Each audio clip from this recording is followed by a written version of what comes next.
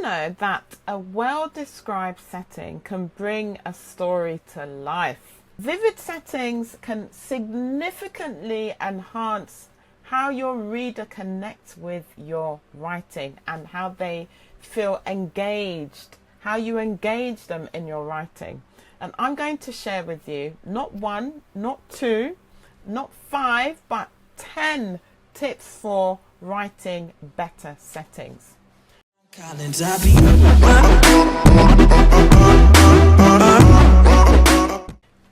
number 1, use sensory details. So if you are familiar with the Geek School YouTube channel or our TikTok account, you'll know that sensory details are about writing about the senses. What we can see, taste, hear, touch and smell. Those are the 5 senses that we have as people, and we use sensory details. So we describe what the character sees, hears, smells, tastes and touches. So for example, the crisp autumn air smelled of pine and damp leaves, and the crunch of fallen foliage echoed with each step. Can you see that?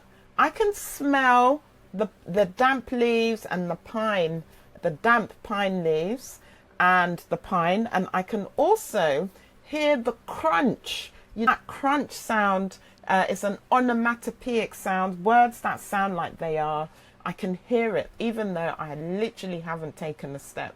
Second, we should use the setting to create an atmosphere that matches the story's tone. For instance, the dark abandoned house loomed over the street, its windows like empty eyes watching the passerby. You can see that we've really created that kind of spooky-ish atmosphere, and we have personified the windows. We've given them human-like characteristics because, while windows do not have eyes, they are not eyes, but we've given them the ability to see and to watch the passerby. Third, we can show how the setting affects the characters. So we can describe how the characters interact with and feel about their set surroundings. So the bustling city made Jane feel alive. The constant hum of activity energized her spirit. It just sounds really upbeat, very positive, energetic, that type of thing. And what we have done is just shown how that setting affects her. We haven't just plonked her into a busy city, but we now see how she feels in that setting.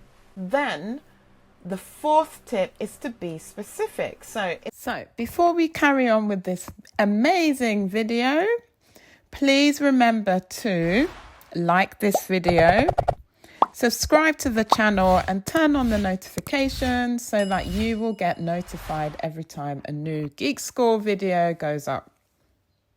Enjoy! Instead of just writing a forest, we can describe it as a dense forest of towering oaks and whispering pines.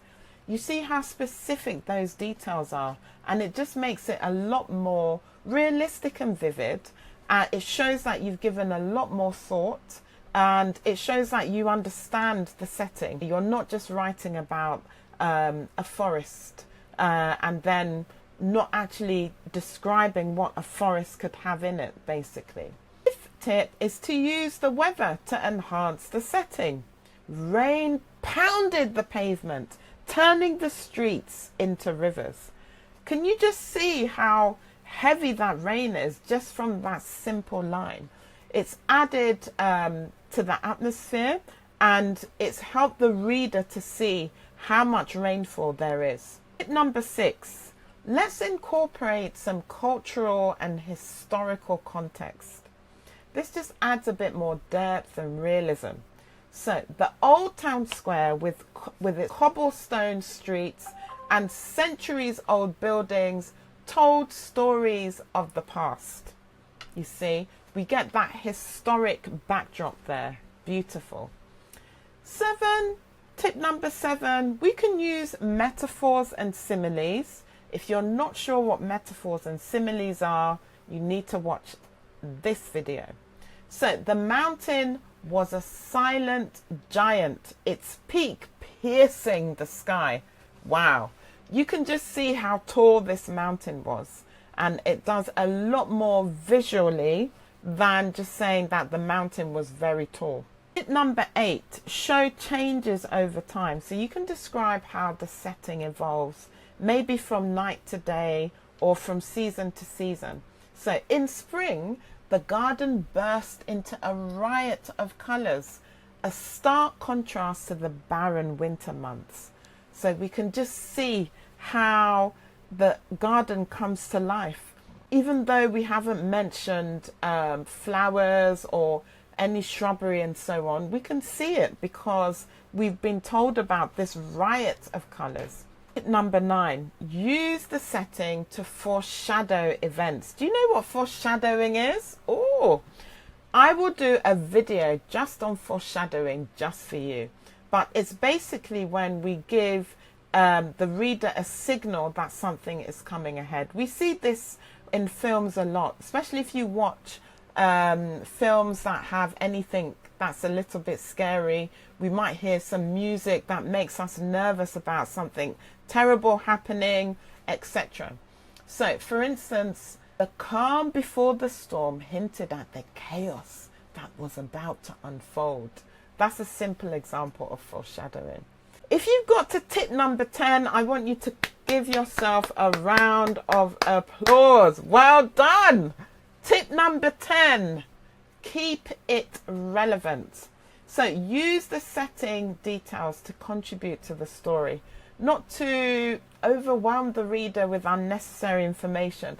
Sometimes I read the writing of students and things just go too much off on a tangent, go off on topics that have nothing to do with what's being written about. You really need to make sure that you stay on point and don't start writing about things that aren't going to help you with those marks. And there we have it. 10 tips to help you improve your writing about settings. Remember to use sensory details, set the mood, be specific, write engaging settings, use your similes and metaphors, try some foreshadowing, change, so show the changes over time rather, and all of those types of tips. This is a video that you probably want to watch back again so that you can really practice the different tips that I've shared with you. It will go a long way in helping you improve your writing. Remember to like, comment and share. If there's a tip that you want to share with everyone else, share it in the comments. See you soon. Bye.